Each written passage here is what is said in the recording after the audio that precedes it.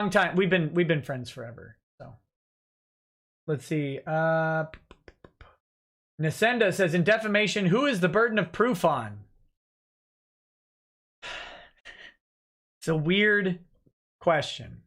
The burden of proof is on the plaintiff to prove the falsity of the statements. The burden of proof is on the defendants to prove any of their affirmative defenses. Okay? So if the plaintiff has to prove falsity, if they raise truth as an affirmative defense, the plaintiff has to prove the falsity, and the defense has to prove the affirmative defense of truth. So they have to prove the truth of the statement. Does that make sense? I know it gets confusing on Twitter because I said that the burden shifts to the other party to then prove. I apologize if burden shifting wasn't exactly the proper legal term. I'm trying to explain these things to lay people.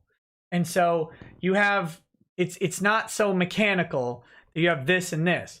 You have to prove the falsity, and they have to prove the affirmative defense of truth.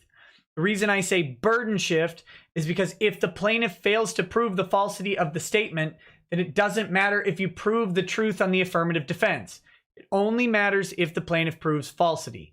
Does that make sense? I hope that makes sense. So there you go.